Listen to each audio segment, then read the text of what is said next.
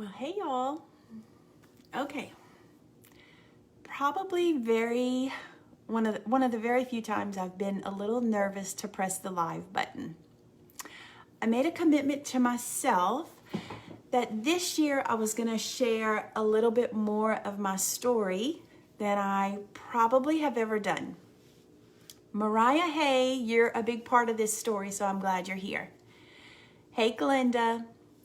So thank y'all for hopping on with me. I'm here in my jammies, and I thought, well, now is as good a time as any. A lot of you who watch this, who are going to catch the replay, let me turn some of this light down, usually watch me for tips and tricks on skincare and on makeup, and that is not what tonight is about. Tonight is about the beginning, and I'm really just going to start at the beginning since I became a mom. And this is a story about the one who first made me a mom. And look, I'm already crying.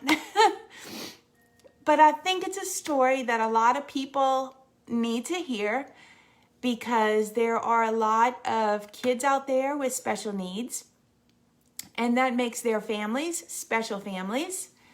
And their moms, special moms, the dads, special dads. And we can't forget about the brothers and sisters who are special, special, special siblings. And all of the caretakers who come along into their lives. And I fully believe that God sends those people exactly at the time that they were meant to be there. So Chelsea, who was my first daughter, would be 30 this year.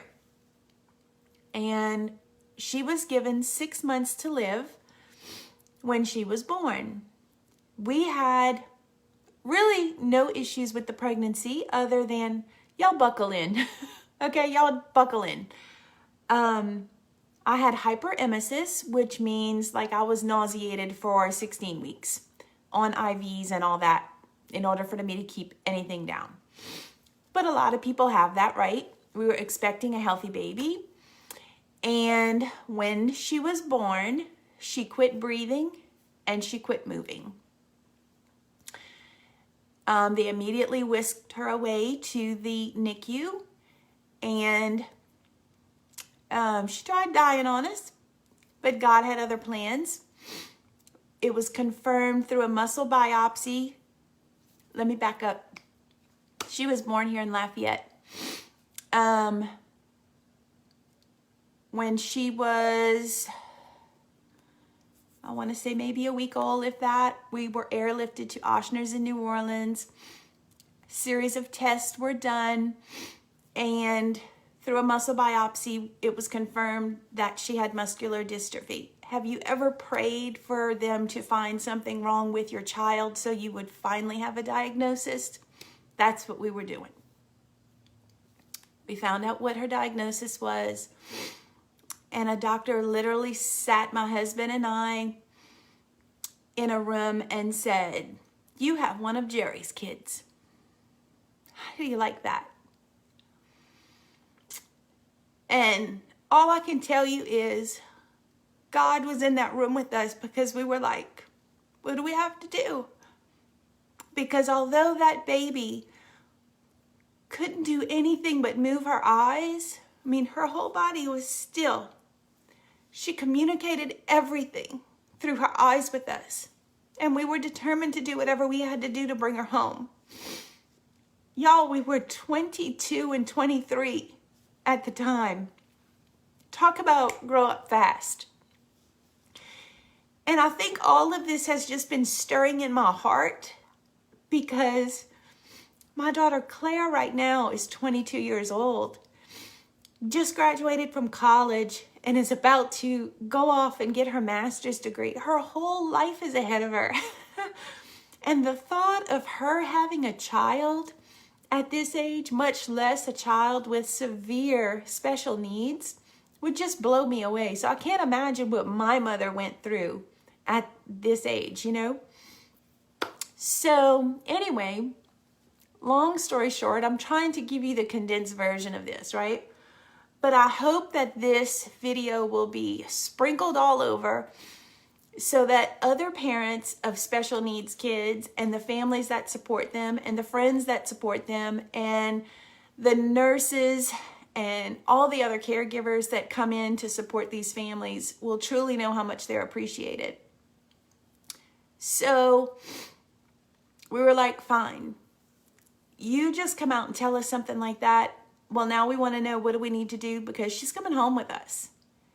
You tell us that she may have 6 months to live, and here we are in a hospital, and we've already been here 3 weeks at this point, I guess it was. And so what do we need to do? So he proceeds to tell us that there's 3 places in the entire country that have ventilator training programs, because our daughter would be on a vent probably for the rest of her life. Okay. Y'all, God was so in this because, again, we're 23 years old. Okay. One just so happened to be down the street in New Orleans at Children's Hospital. Oh, but you have to wait. They have a waiting list. You're just going to have to wait and see if you're going to be accepted.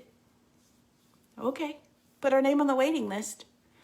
A couple of days later, one of the ventilator program staff members comes to Ochsner's and interviews us, and I kid you not, the size of a closet, because that's all they had, the room that they had available.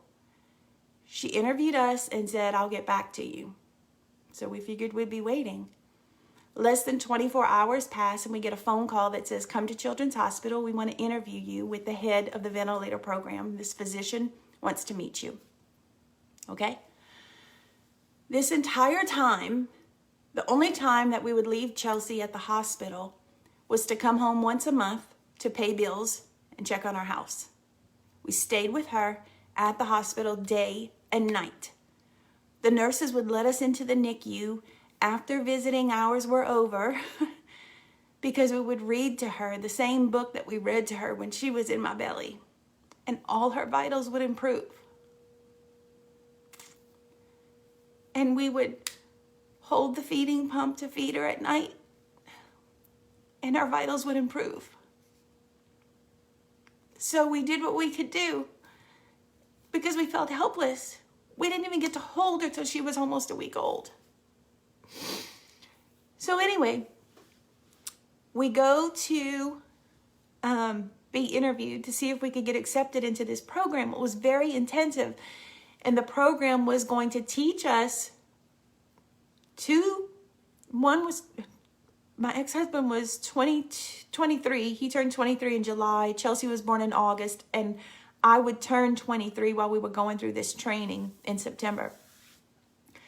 Who had no medical training whatsoever. I mean, we were kids. We were just kids.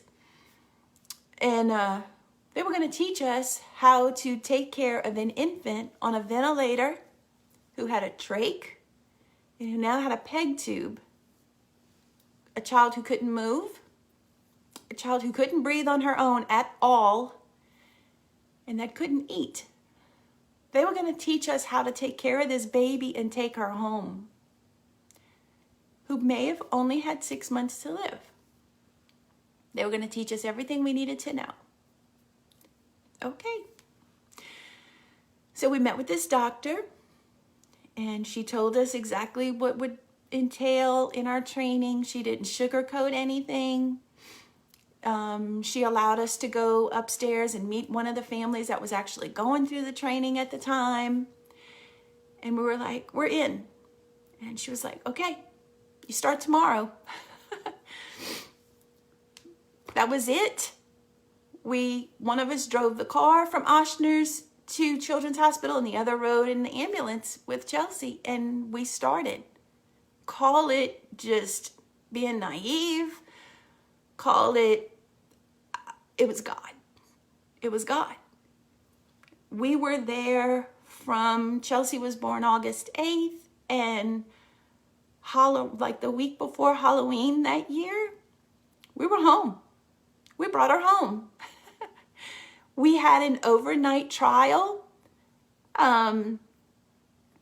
Before they let us come home, we had to survive an overnight trial outside of the hospital where normally they said families would just like go to the nearby Ronald McDonald House and go in that hotel room, sit until it was time that they could go back.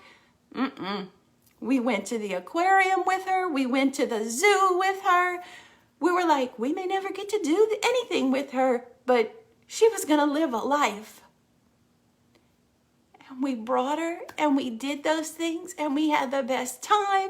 And we were like, oh, we need to hurry up and get back to the hospital and check in so that we don't get, oh, you did the wrong thing, so you have to stay longer. No. We were determined she was going to live a full life, however long we had her. She would never know the words can't. It was just going to be she'd have to do things in a different way. We celebrated a birthday every 6 months because we didn't know if we'd have her another day. Our family and friends supported us from the beginning. Every nurse that we ever had was truly sent to us by God. Every caregiver that came into our house was sent by God. We wouldn't have been able to do it any other way. Chelsea didn't live 6 months. She lived 27 years. And everybody that she touched forever.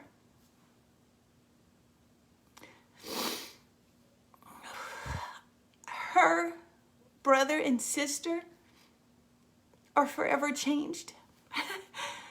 Claire never walked. So her sister Claire came along 6.5 years later. And yes, Allison, she was in charge. She was the boss. Claire came along 6.5 years later, perfectly healthy. Perfectly healthy. But Claire never walked. She just got up and ran. And the first person she ran to was her sister.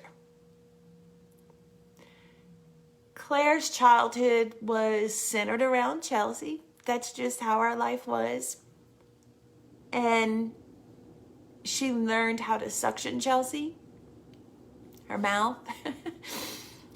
Our kids grew up around alarming ventilators, alarming feeding pumps, waking up in the early hours of the morning because we had to go to the hospital.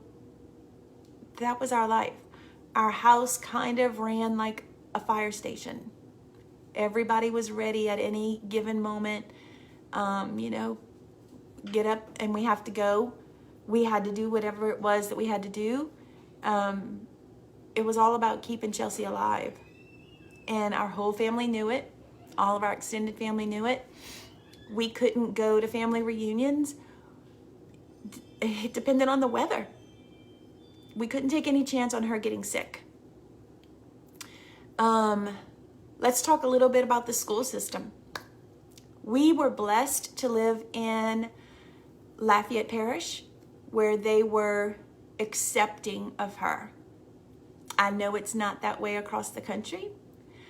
I'll tell you a little bit about just trying to get her into the school system. It was a challenge, I'll be honest. Chelsea was brilliant.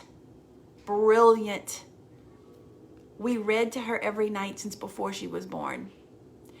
And she learned, she could read before she was 2. And I would do puzzles with her, right? We started with circles and squares and she quickly got bored. So then we moved on to parallelograms, hexagons, pentagons, things like that. So when she was 3 and it was time to start trying to get into school, because clearly she was getting bored with her mama and her dad. So they came out to the house to evaluate her, because loading her up with her ventilator on the back of her wheelchair and her suction machine and all this stuff, it was a whole lot easier if people would just come to us. Okay? So the school psychologist, school counselor, it was a team of people. I want to say it was at least 4 or 5 people that came out to our house to evaluate her. And standardized testing is not very kind to a child that can't physically turn pages in a book or stack blocks. It's just not. It's not a very accurate measurement of a child in that situation's intellectual abilities, in my opinion. One that I knew who could read and do puzzles of the nature I just described. So they came out to evaluate her intellectual abilities to see if she would be a good fit for school. And we wanted her in pre-K. And, you know, she had those abilities, and we didn't want her in a self-contained classroom. We wanted her in the least restrictive environment. And those of you who may be watching and know about 504 and the least restrictive environment will understand what I'm talking about. She deserved to be there. So anyway, to make a long story short, they came out with their flip charts to do her evaluation. And they were like, do you know what shape this is? And it was a circle. So she'd point circle. Do you know what this is? Square. She'd point square. And at this point, if you know my child, she could be sassy. And she started rolling her eyes like, I'm really getting bored with this. Do we really have to keep doing this? So I relayed the message, you know, can you just maybe skip a few ahead, because we're going to be doing this all day. This is the puzzle I'm doing with her, and these are the shapes she knows. So they did. They skipped quite a ways ahead and saw that what I was telling them was truth. She knew those advanced shapes. So they were like, oh, okay. Then we got to the reading part, and they were like, see Jane run. They were astounded that, you know, she knew that.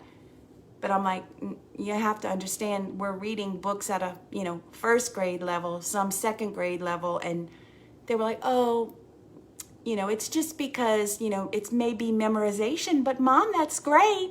That's great. I'm like, no, she reads what I hand her. You know, I put it in front of her and she can read that. Now, at the time, she could verbalize some words, even having a trach. But we always practiced sign language with her too. Something else we learned we had no idea how to do before, but because of the early intervention program in our town, they taught us all at the same time. So they were like, oh, that's memorization, but that's great. And I'm like, no. So once they saw she could do the basics, Chelsea's rolling her eyes again, like, oh, are we really doing this? These people are really making me do and, to, the, and I'm like, Chel, you be nice, Chel, be nice. So finally, like, okay, well, we'll skip ahead. Just, you know, we'll skip ahead. I'm like, okay. So they had to skip quite a far ways ahead. Finally, they saw, oh, she's reading at a second grade level. I'm like, I told you.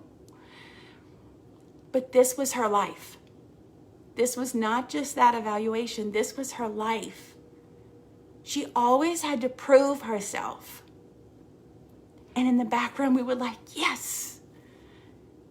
You know, but that was her whole life, you guys. Tara was one of her nurses. She was a smart one for sure. I told her in her Spanish class, I can't help you. This is all you. This is true. A nonverbal child at that point in high school, she was completely nonverbal and just was doing sign language, but wanted to take Spanish. This was my child. She was so amazing, you guys. So amazing. And I'm telling you, all God. She was truly a blessing, truly a miracle. I don't know how I got so lucky to be her mama, but I'll be forever grateful. My life is forever changed. And I hope that some of you guys that are watching that knew her will just drop a little message in the comments of how she impacted you. Because my hope by doing this live is that her memory will live on, and that other people that are still living with their children that have special needs will never take a single second for granted. it's so hard that day to day, it can be so exhausting.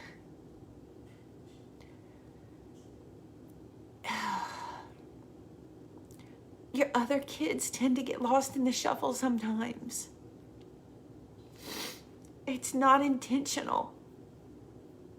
You know, we tried to do separate things with our other kids, with Claire and Noah, to try to make sure they knew that they were just as equally as loved and equally as special. But it's just so hard. It's so hard. Especially when Josh and I got married and we blended families. Y'all, that's hard just on a regular basis. But it really is hard when you're trying to blend families together too. That's a whole nother life. But that little girl changed our lives for the better in so many ways. There's nothing that we take for granted to this day. When your kid is throwing a fit in Target, at least you can hear their voice. When you come home from work at the end of the day and you're tired and you don't know what you want to cook for dinner and your kids are screaming, at least they can eat what you cook.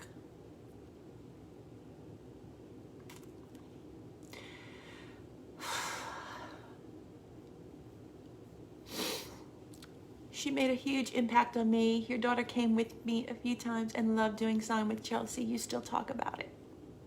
Keep talking about her. I love that. I love that. Claire's going on to be a counselor.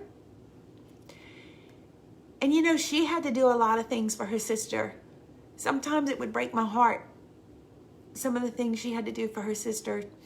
And I think a lot of what she's wanting to do in her future is because of her sister. Each one of my kids is so amazing. Again, I don't know how I got so blessed to be their moms, but I know Chelsea impacted each one of them. And they impacted her. They impacted her too. But they all walked a different walk because of the life that we had. Every one of them, we were a special family. I think we still are a special family. But if you have a friend or know of a family that has a special needs child in it, don't just say, "What can I do for you?" Just do something for them. Because they develop this warrior mentality that they have to do it all on their own. And they don't. You guys, they need help. They need help. So just do something for them. Don't ask. Just do it. It's appreciated.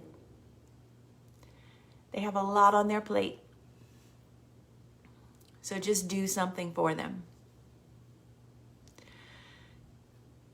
Even since Chelsea passed away on October 1st of 2017, it took us a while to find who we were again, because a lot of people just knew us as a special needs family.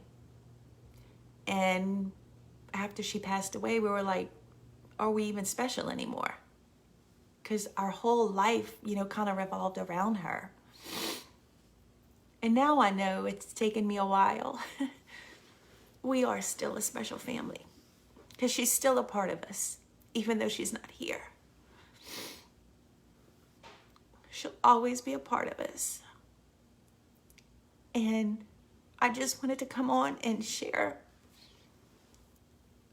all the way back how it all got started, and just bits and pieces of our family story.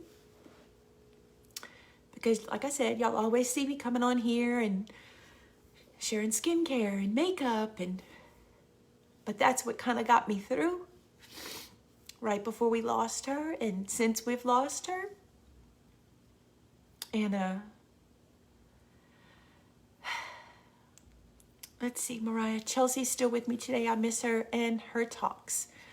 She was like a little sister to me and had so much more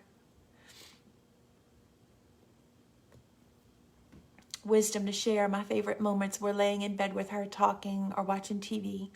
The moment I found out I was pregnant, I started talking to Chell, asking her to be this baby's guardian angel.